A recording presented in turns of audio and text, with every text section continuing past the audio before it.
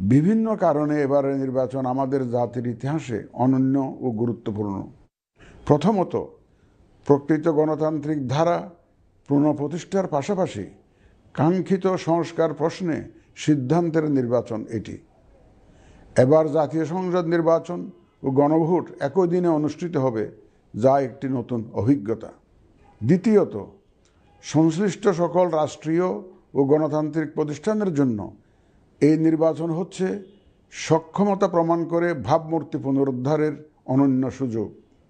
তৃতীয়ত, দীর্ঘ গণতান্ত্রিক আন্দোলন সংগ্রামের পর দেশের স্বার্থে রাজনৈতিক দলসমূহের মাঝে সৌহার্দ্যপূর্ণ গণতান্ত্রিক প্রতিযোগিতার ধারা প্রবর্তনের দাবি রাখে এই নির্বাচন।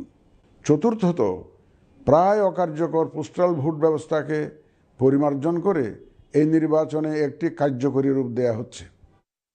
বিশেষ করে বাংলাদেশের অন্যতম চালিকা শক্তি আমাদের রেমিটেন্স যোদ্ধা তথা প্রবাসী বাংলাদেশি ভোটারদের প্রথমবারের মতো ভোটের আওতায় আনা হচ্ছে। একইভাবে প্রথমবারের মতো ভোটের আওতায় আসছেন আইনি হেফাজতে থাকা ভোটারগণ।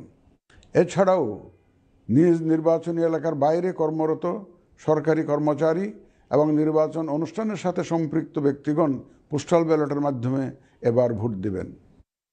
প্রিয় ভোটারবৃন্দ, ভোট আপনার শুধু নাগরিক অধিকারই নয়, বরং পবিত্র আমানত ও দায়িত্ব। এই দায়িত্ব সচেতনভাবে আপনারা পালন করবেন, এ আমার বিশ্বাস। যে কোনো ভয়ভীতি, প্রলোভন, প্রবঞ্চনা এবং সীমাবদ্ধতার ঊর্ধ্বে উঠে নিঃসংকোচে আপনাদের ভোটাধিকার প্রয়োগ করুন। আপনাদের নিরাপদ ও উৎসবমুখর অংশগ্রহণ নিশ্চিতকল্পে সংশ্লিষ্ট সকল প্রতিষ্ঠান ও বাহিনী কাজ করবে। ধর্ম, গোত্র, গোষ্ঠী, লিঙ্গ নির্বিশেষে সকলে এই আনন্দ আয়োজনে অংশগ্রহণ করুন। পরিবারের প্রতিবন্ধী, বয়স্ক ও সন্তান সম্ভবা মা সহ সকলকে নিয়ে ভোট দিতে আসুন।